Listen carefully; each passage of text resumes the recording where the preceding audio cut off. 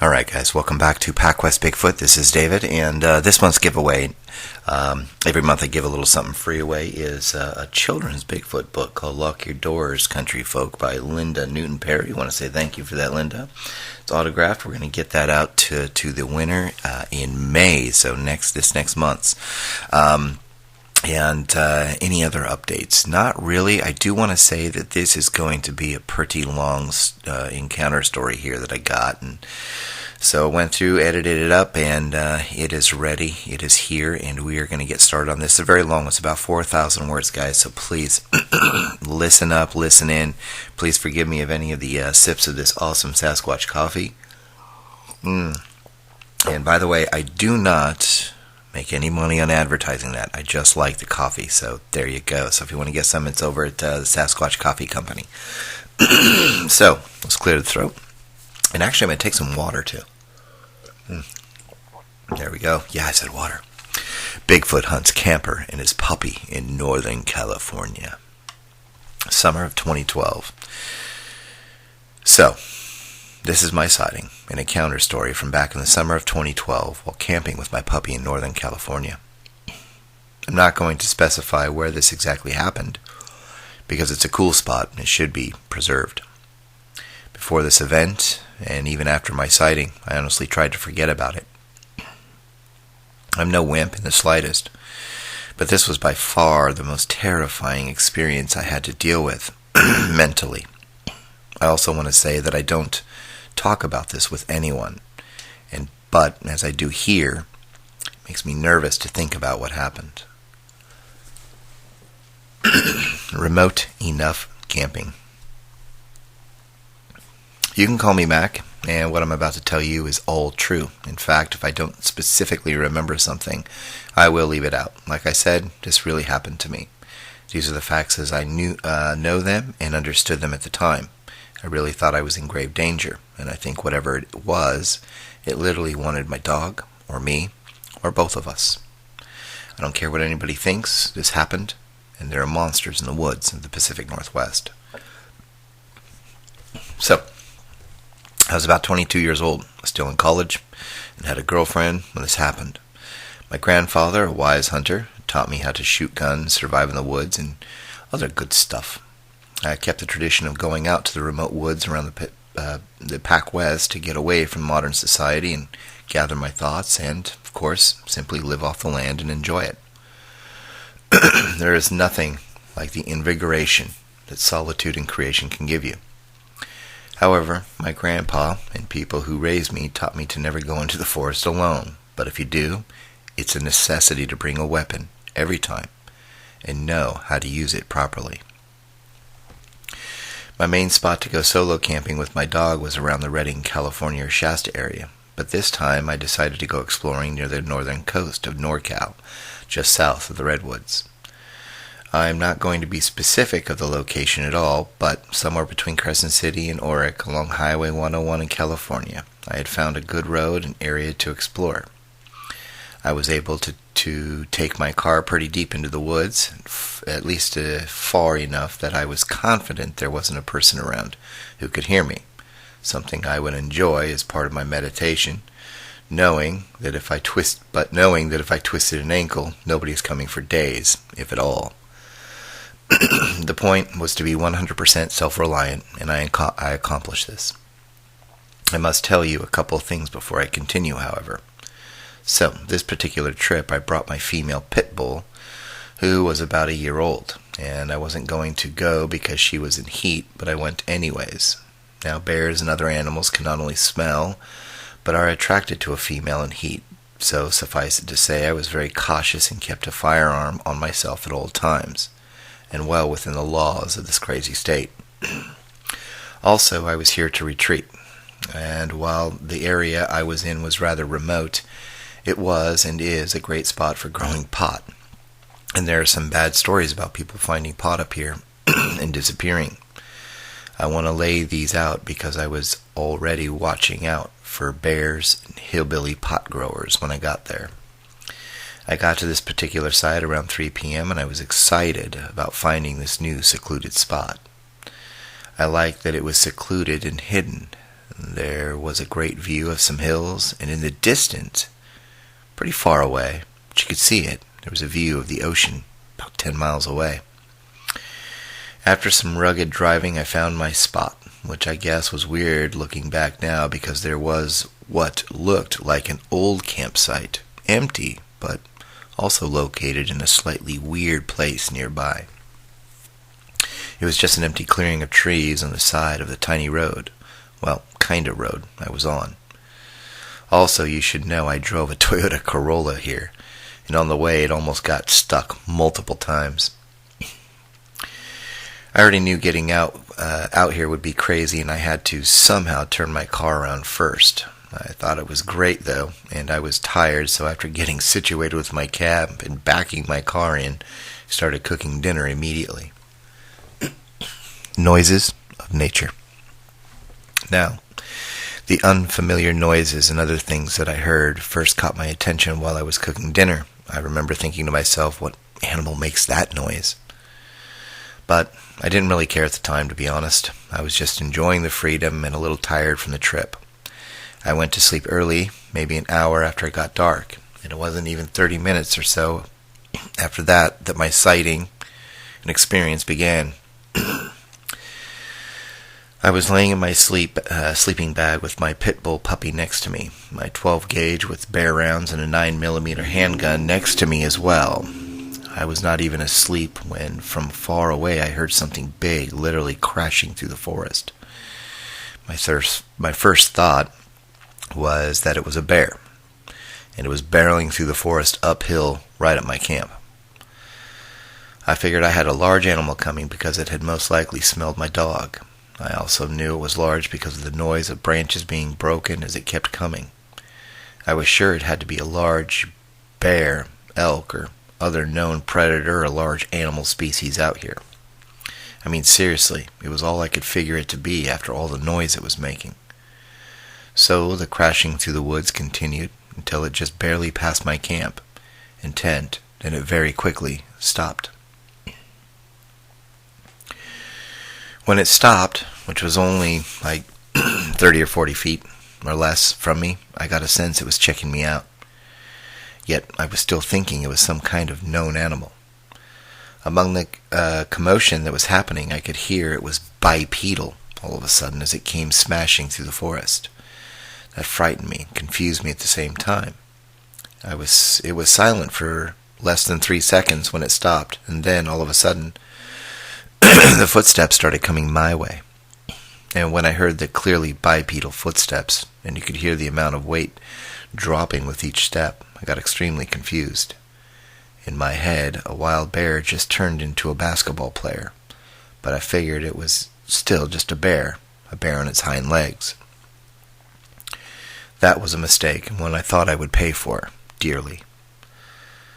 It started approaching my campsite again, near where the edge of my tent was. I was feeling real uncomfortable all of a sudden and found myself yelling out, "Stop!"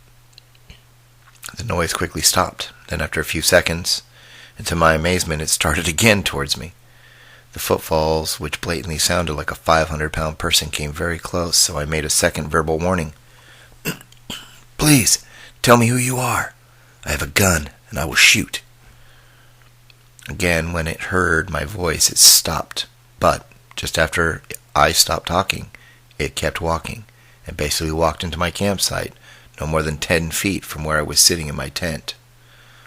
Honestly, could not have been more than 10 feet from my tent at that point. And at that point, I was tripping out, to say the least. I was so confused. And it would only get worse. I honestly thought I was dealing with a huge person who lived in the woods looking for trouble, or food, or both. But then, how in the world did they just charge through the forest like that in the pitch dark?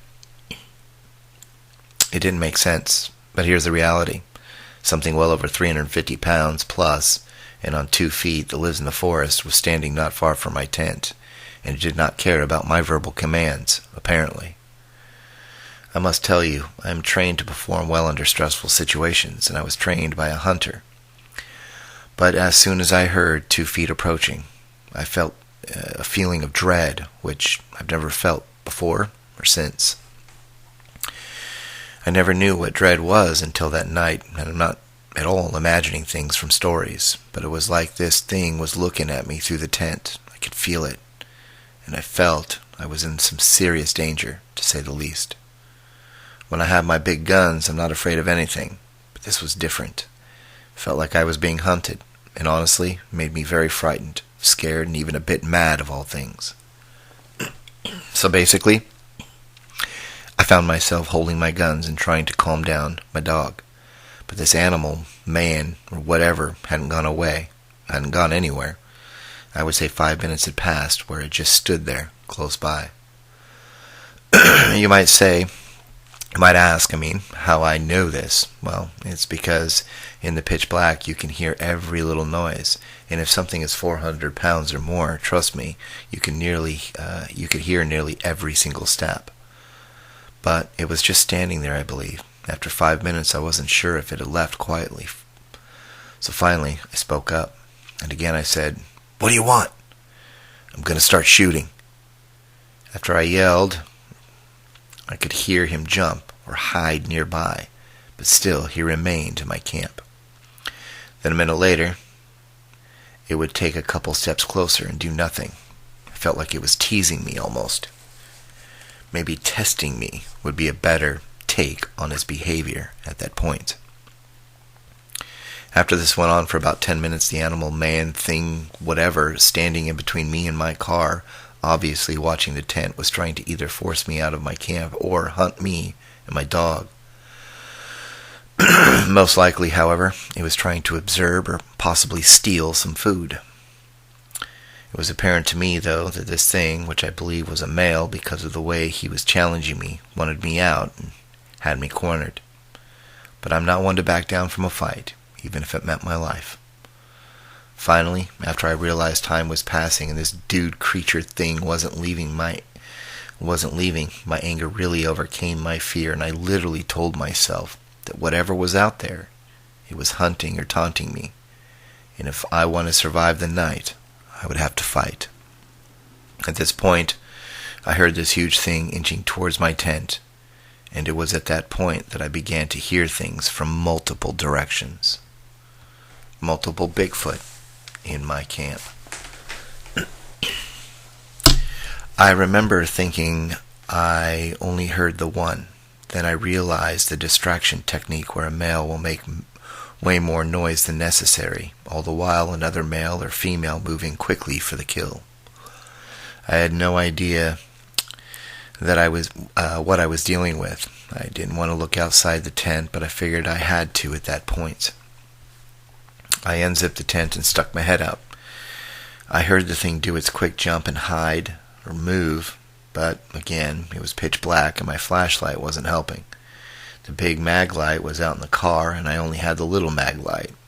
But in a situation like this, I didn't want to use a light because I could see in the dark pretty well because of the bright moonlight, and I didn't want to scare anything away. But frustrated and feeling very threatened, I sat with my tent door open, and again, moments later, I heard the thing emerge from wherever it was near the edge of my campsite. I have to say I was feeling at the mercy of this thing, so I busted off 5 to 6 shots from the 9mm, just into a close tree line, and I think I might have yelled as well. I felt good for about a minute or so, hearing nothing but the silence of the night. Then, a minute later, sure enough, after I was in the tent, I heard a few footsteps again. This really scared me now, because basically I realized and asked myself, what walks on 2 feet is huge and doesn't care about gunshots and yelling lives around here? I couldn't think of anyone, not even Bigfoot at the moment, because in that moment you were trying to rationalize. I didn't think Sasquatch existed anyways. Not long after my warning shots, I was just sitting in my tent listening to this thing for over an hour now, and I still didn't know what to do. There were a lot of noises that night, some that are common, but there were so many unknown noises that I eventually stopped listening. It was just too much. There were a lot of noises earlier that night, and I have to say, they were scary. I was at least becoming content, though, sitting in my protective tent after a while, until all of a sudden this thing started to approach me again. Why? I mean, seriously, I thought about it for a minute and realized the food was across from my tent, and it could have easily been taken instead of bugging me by that point. When I heard it approach and it walked again within 15 feet of my tent, I pumped the shotgun and had it pointed in the general direction of this thing, ready to blow some holes in my tent if I had to. I started yelling in anger after really feeling bullied by this thing at that moment.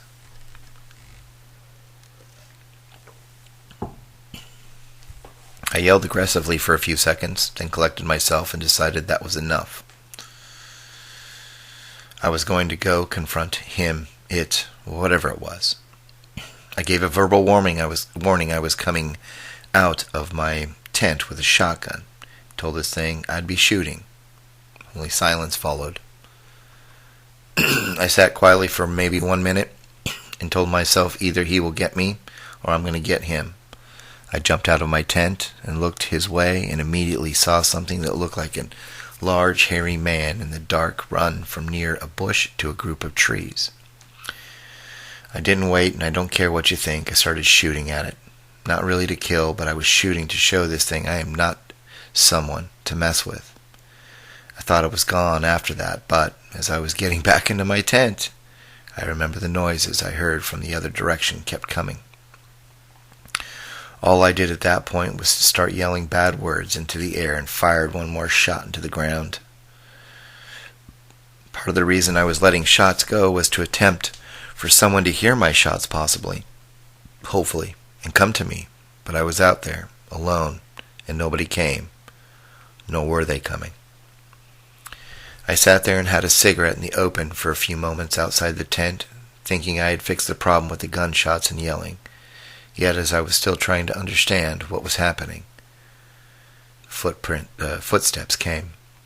At this point I thought about leaving, which would have taken a long time anyways, and if my car got stuck, I was done. By this time it was 1 or 2 in the morning. I was amazed by how the hours went by when I was in a fight or flight mode. I got back into my tent, however, hoping this was done, and it couldn't have pissed me off more to hear this big old thing emerge from the brush just a minute later again. I thought to myself that I can't keep doing this all night, but I really felt it was life or death. The next hour or so was spent sitting and trying to calm my dog down and keep her quiet, yet all the while 2 of these things were not far from my tent now, and now they were communicating back and forth. I was sitting there basically waiting for one or both to get too close to my small tent, and I was planning on letting loose again with the shots to protect myself and my dog's life. However, unlike my normal behavior, I had drifted into a hypnotic sleep all of a sudden and did not wake up until morning. All the while, still sitting upwards, with my guns in my hands. "Morning, baby. How was your sleep?" I'm an insomniac, and I can't believe I fell asleep. It was either the huge amount of stress I was in, or you can make assumptions. But I got up quick when I woke, and checked things out immediately. Honestly, while still feeling like something was watching me, I started looking for evidence, like footprints or food missing. I found nothing, none of it, which messed with my mind a bit actually. No food missing, no animal prints, no poop. But the thing I did notice were 2 places where branches were snapped in 2 spots for looking at me from a hidden place with room to run away quickly in the brush, nearby the edge of my campsite. And finally, the feeling of dread were gone. I felt good. I actually felt safer. As I felt like I had earned and won my campsite back, I packed up the car, but I didn't want to leave right away. I wasn't staying another night for sure, but I had just got there, made dinner, got in my tent, and got scared for 8 hours straight. Before I would run off with my tail between my legs, I was going to let the dog run around for a bit and just relax for a few first. I was armed, and it was daytime. I felt safe. Plus, The daytime is my time. I wanted to see whoever was hunting me, which there's no other way to explain what these things wanted with me. My dog is a pit bull, so she's amazing at telling me what she can sense, and she usually stays near me. About 5 minutes into our walk, my dog was busy moving forward, but very cautiously, I noticed. That is when I realized and I heard something literally stalking us. I really assumed this was a Bigfoot, and at this point I was fed up with this bully of a forest giant, if that's what it really was. Every time I moved quickly and then came to a fast stop, I could hear something behind me stop. I would walk, I would hear this thing walk. This brought me back to the night before with all the fear and anger once again. I needed to get the heck out of here. But I was so angry and tired of being scared and confused. Plus, I haven't mentioned this, but I am very protective about my puppy. And at this point, it sure seemed like her being in heat attracted some type of large predator, and it was not going to get her, or that it was going to get her at some point if we didn't leave. Anyways, I got my dog's attention and started to run with her back towards camp. But a few strides into it, I abruptly stopped, loaded my Glock, turned towards the direction of this thing, and let off a few shots again. The gunshots didn't do a thing, but this stalker sure moved fast when it realized I was not afraid to stop and face it. I did not get a good daytime sighting, but I did see something the size of a large person on 2 legs running away from me.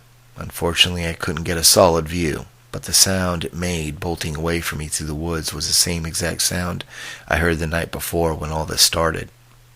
At that point, we ran back to camp. That night is burned into my memory and affected me in many ways, including traumatizing my pit bull puppy. At the time of firing shots, it was no less a warning shots and protecting myself from an animal hunting me and my dog. I don't care if you're mad that I shot at Bigfoot, because if you were there, you'd be begging me to do anything necessary to end the situation.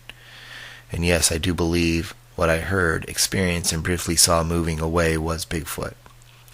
There is no doubt in my mind it was Bigfoot, and I don't convince easily. I've always had an open mind, but I need evidence to be convinced. I really didn't tell anyone about this event or think about it for years. Then, one day, I saw the Survivor Man's Bigfoot specials, and the things he was saying that are common for Sasquatch encounters, they brought me back to that night and day. I also heard some Bigfoot vocalizations online, and my heart dropped. I instantly knew exactly what I was dealing with that night, and I've been researching it with a passion ever since. There's more that happened, but what I have written are the things I can still basically relive, not including the things I remember but can't picture in my mind any longer. I really tried to forget about this whole event, even staying clear of the woods for a couple years. I haven't gone camping alone since, and I won't go along again. Well, that is my story, and it's very true, Dave. Changed my life forever. I know it's wild. That's why I rarely tell people or use my real name. I've since then done extensive research and know that a gun is not a good way to fight off a Bigfoot. But I would not take back my actions that night or morning, ever. Thank you.